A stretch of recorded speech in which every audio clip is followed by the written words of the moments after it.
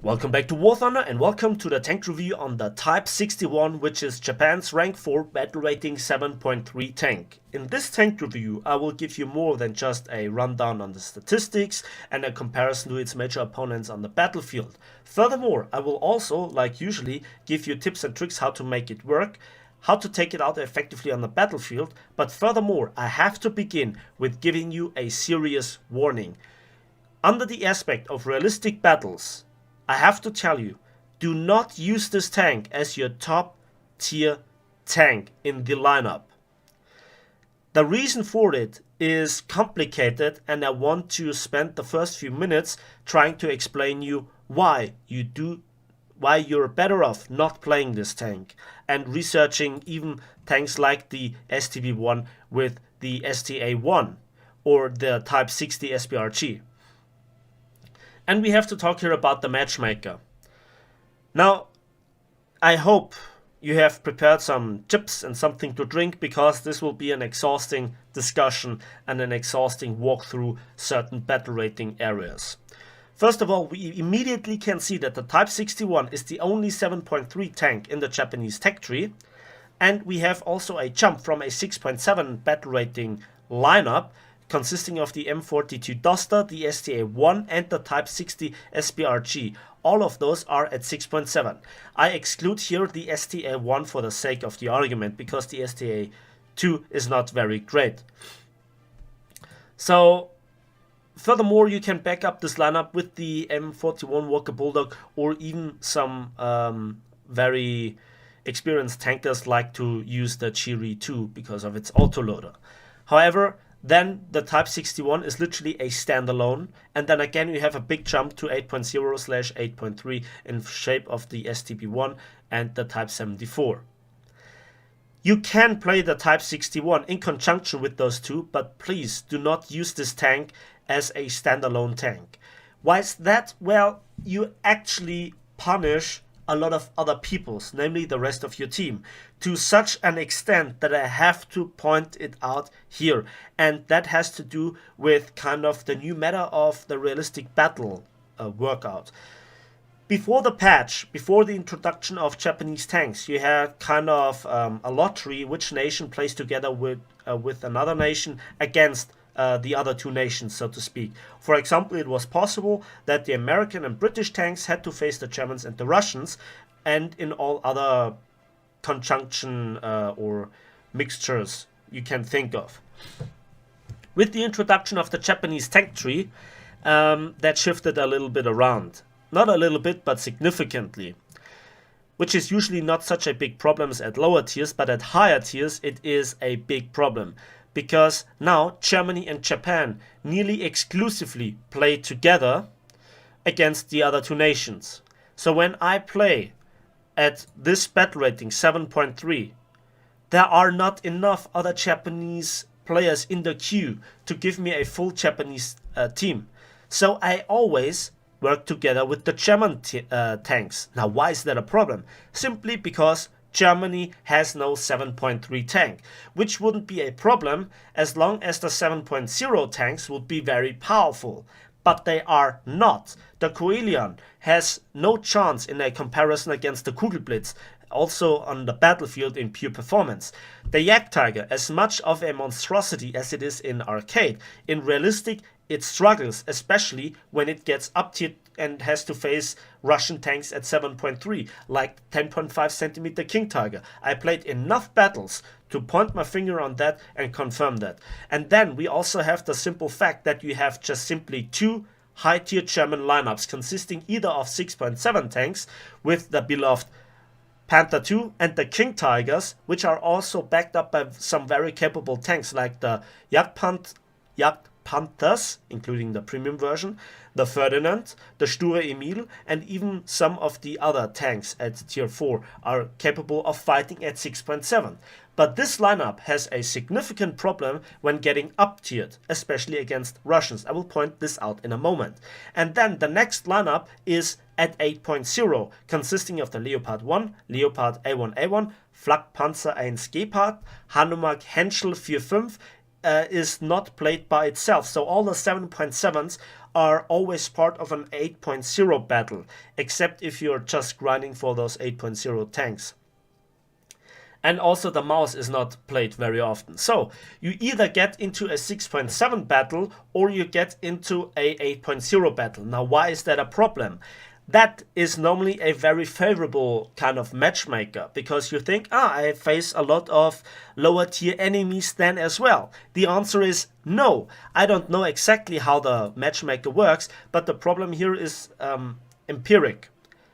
I played above 100 battles, so I think it's kind of an empiric knowledge and, of statistical value when I pointed out. The Americans have two 7.3 tanks, which are fully upgraded and played right, really great. Especially the T-32 can be a very, very good opponent when getting hull down, and you just have to face the Germans with their long 88s. The same goes for Russia. I do not have to introduce to you the T-54-47, the IS-3 and the SU-122-54 to you, which are further backed up by the very capable T-54-100 and the newly added Object Nano 6, which is a complete beast. So that means when you play the Type 61, you create the awkward situation that the matchmaker either throws you in an 8.0 battle, which is just bad for you, or it makes the disastrous decision to make you top tier. Why? In the name of God, or in the name of all the gods that there are for the various different people out there, why is this a problem? Well, this is simply how the matchmaker works. It then throws you on top of an entire 6.7 team, which are mostly Germans, and then you're either 1 out of 16 or together with another Type 61, 2 out of 16 players that are actually up-tiering the rest of the team. And then all those great German 6.7 teams are getting up-tiered. And it's the overwhelming majority of your team. And so that explains why I have, for Japan, in the Type 61, a 44% win ratio, and the kill to death ratio is close to 1 to 1. That is not good, especially when you compare it to the STB1, which is its successor, where the win ratio is over 5% higher. And also the kill to death ratio is more than 2 to 1 or even above that. Same goes for the STA1, which has nearly 10% more wins than the Type 61. That is significant. And also the kill to death ratio is over 2 to 1. And that is, for me personally, a good indicator that there is something wrong. And when I then looked at all those stats and the fact that I just presented to you, it just hit me like a hammer. Do not play this tank as top tier. Don't. Please don't. So, after this rambling, let's begin with the tank review. And let's begin with the armor. So the lower plate, under 100mm of effective thickness, despite 54 degrees angling. Same goes for the upper hull. Especially that it is sloped backwards at 61 degrees, you can expect some bounces. However, because the thickness of 45mm is so thin that overmatch mechanics kick in and you get penetrated by everything that just shoots at you with a normal gun, especially even lower tier tanks. The side is also very thin with 35 and 30mm, like the rear with 25mm or even just 10mm in this section. Furthermore, the top of the tank is just 12mm thick, so even machine gun fire or cannon fire can set your engine on fire. And the same goes for the front. The rooftop is a little bit thicker, 18mm, but that's not very promising indeed. Then we have this rounded turret front, just 80mm, and while there are some overlaps with the turret front of 40mm, it is very squishy. It gets penetrated very often. Just aim here or here and you can penetrate this tank easily. You can even try to shot trap it, and even if you don't shot trap it, you might penetrate anyways, because it will go just right through that armor. And then we have this massive high cupola, which is very thin but thick enough to activate any fuse on any APHE shell in the game. The side of the turret ranging between 60, 50, 40 millimeters, a little bit of rounding. The truth is, you don't create a lot of bounces, ricochets, or non-penetrations with your armor. What about the interior? And we can see we have just 4 crew members. The driver, the gunner, and the commander sitting in one row on the left side. So a solid shot fired at this location here, going through the tank like that, will kill all 3 crew members. But if you want to shoot at the right side, look no further. We have ammo racks here, the loader here, and even some ammo racks in the back of the turret. And then those ammo racks here at the bottom. You should remove those ammo racks. They consist of 10 shells here, 9 shells here. So remove 18 shells and you remove those 2 ammo racks. This ammo rack for some bizarre reason gets never emptied, and those ammo racks here get emptied first. So those 3 shells will always be there. Furthermore, we have the transmission in the front, but unlike on, for example, German King Tigers, this transmission is not worth much, and yeah, just immobilizes you a lot.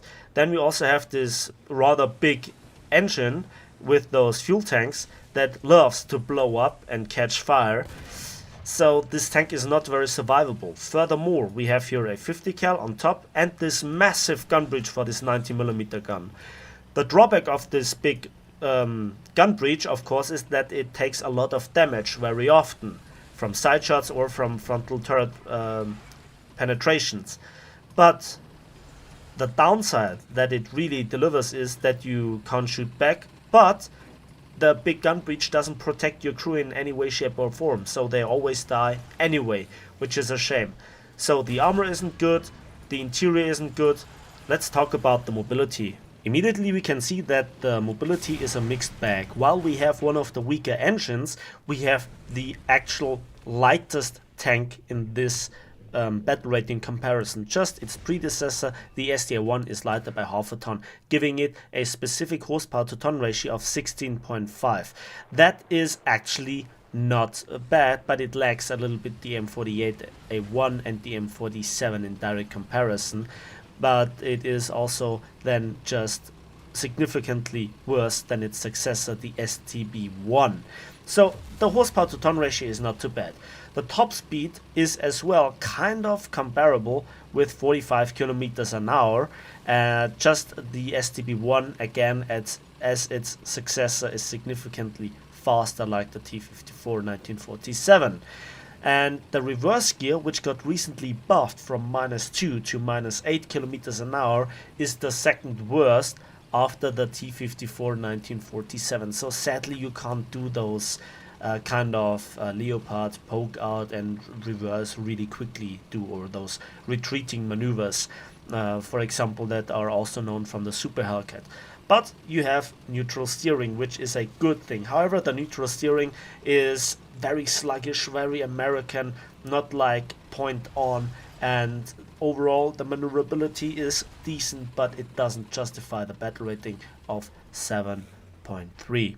Moving on to the firepower department, we can see that the Type 61 has a 90mm Type 61. So caliber wise, you are joined worst with the M40A1 and the M47, together with your predecessor, the STA-1. All other tanks have either a 100 or 105mm gun. This Type 61 gun can fire up to 51 shells that you can carry with you, and that is kind of in the middle amongst all the tanks that have a lot of ammunition. Amongst the high tier tanks, it's rather on the low side. Just the T-54 is significantly worse with just 34 shells. The reload, on the other hand, is joined second best with the M40A1 and is 13% slower than the Centurion Mark 10. But to, in comparison to your direct battle rating competitor, the M47, you have over 18% faster reload. But still, for a 90mm, that is a little bit long, because when we have a look at the T54, that has just 0.9 seconds faster reload, and a lot of the Russian tankers drive around with actual A screws, as we can see here. So the expert loading times are a bit longer indeed. The turret rotation speed is for an expert crew in my current configuration, so your stats may differ by a few percent, but overall we can see that with 22.5 degrees per second, the turret rotation speed is really great, together with the M48, A1 and the M47, and outclasses actually the Russian and the British one in direct comparison, and is actually kind of in the middle between the STB1, its successor, and the ST-A1, its predecessor. The gun depression is also really nice indeed. Minus 10 degrees is joint best, together with the M47 and also the Centurion Mark 10. And together with a gun elevation of 20 degrees, you actually seem to have good gun handling. However, again, typical for American 90mm guns, the gun elevation speed is terribly, terribly slow. The similarities to the American patterns continue with the shells. We have here the stock HE shell, the M71 shell, 823 meters per second muzzle velocity, not too bad, but just 13 millimeters of penetration is not very convincing. The second stock shell is the M318 A1 shot, which is a simple AP solid shot. With 912 meters per second, it is a little bit faster than the HE shell, and it delivers 207 millimeters of penetration against flat armor at point blank range, but the damage output typical armor piercing shells is not very convincing. The first researchable shell type is the M82 shot, which is an armor piercing high explosive shell, and with 853 meters per second, it has not just a slower muzzle velocity than the solid shot, it also delivers less penetration with just 170 millimeters at point blank range against flat armor. However, the selling point of this shell is the 137.2 grams of TNT equivalent that gives it a very good destruction potential when entering the enemy tank. Very good for side shots. But the shell type that you really want is the tier 2 upgrade, the M431 Heat FS shell, and with 1216 meters per second, it does not just have the highest muzzle velocity, it is also therefore the easiest to aim, and it furthermore has the greatest amount of penetration with 320 millimeters of penetration at any range and very good normalization values across the board. And it is a very good shell, and please don't mind the high costs, or the rather high ammunition costs. The kill pays the bill indeed. And this is the shell you should use mainly. I use like 17 shells of this type and 11 APHE shells. This is your normal layout for this tank that I would recommend. So when we summarize the tank, we can see the following pattern emerging. You don't have a lot of armor, in fact you have absolutely no effective armor. Your mobility is good, but not outstandingly good to justify the lack of armor, and your firepower requires a lot of upgrades, but again, then you don't have kind of this killer shell. You always have a compromise. So that just doesn't justify the 7.3 battle rating in my opinion. So how to play this tank? Well, again, as a support vehicle in one role or the other one, you try to go and try your luck alone as assassin once you're fully upgraded or nearly there. However, I can't recommend playing this tank at all in the current meta, again, except if you use it in conjunction with your 8.0, 8.3 tanks. Intelligent play helps. I think this guy saw me and didn't expect me to actually see him. But this is the bane of using APDS or any kind of version for it, I guess. He did no damage to my tank at all. And this is why I could finish him off. Then I see this T34, this T5447, and that was a very lucky kill. He nearly got me there. A second later, and he would have killed me with the shadow of a doubt, without the shadow of a doubt.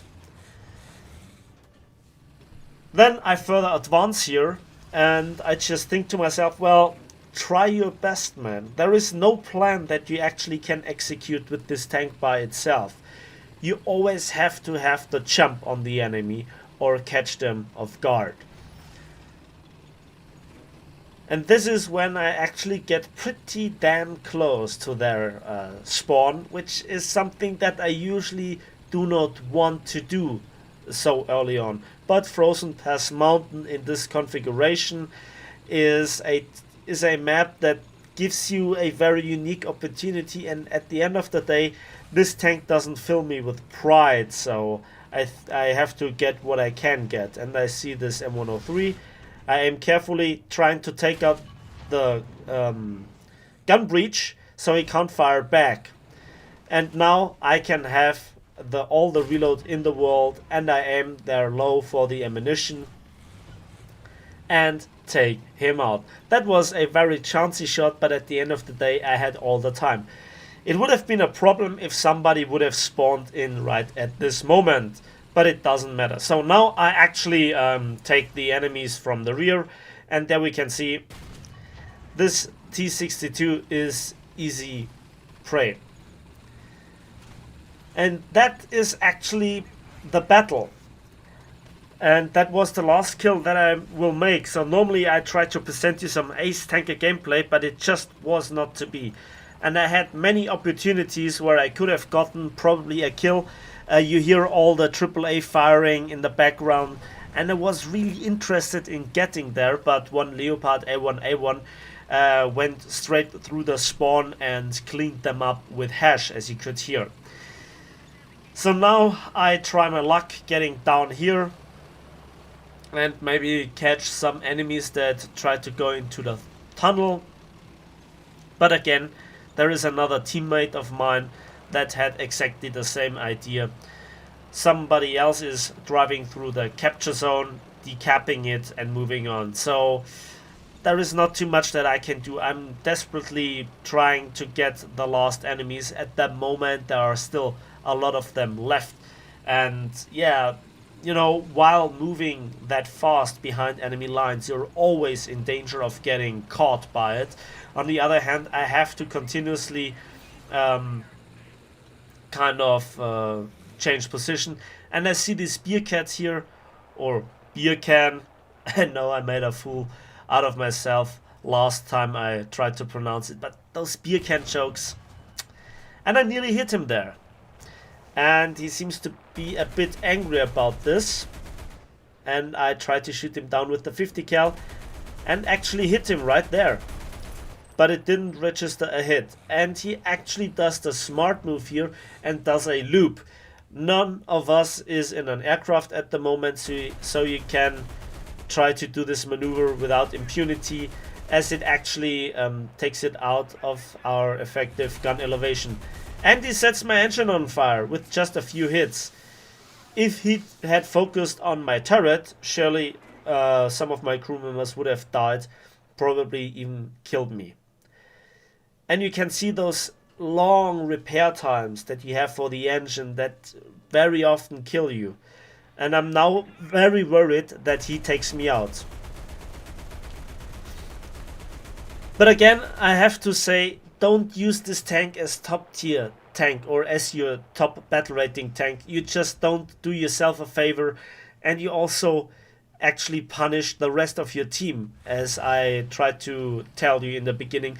That's a very unique situation. The 7.3 battle rating problem is very bad indeed, and I was very lucky there that he didn't damage me at all. And he actually crashed into the bridge, so that was pure skill on my behalf, wasn't it? Jokes aside, there is just one enemy left at the moment. and I try to get out of the open field. There is just simply not too much that you can do. I mean, you have kind of the mobility, you have also kind of the maneuverability, but it's not outstandingly good that would justify again the battle rating. You also don't have the firepower, and there we can see an American heavy tank. And I tried to hit him, and I have 320 millimeters of penetration. He has a 299 millimeter turret front. I should go through, but again, the overlaps of the T-32 are amazing, and I got kind of greedy here. He retreats, and now I have the thought of flanking him the other way around. I see a lot of my team members moving up, and so I try to take a little bit more of a direct way. I want to get the ace. I get a little bit greedy here,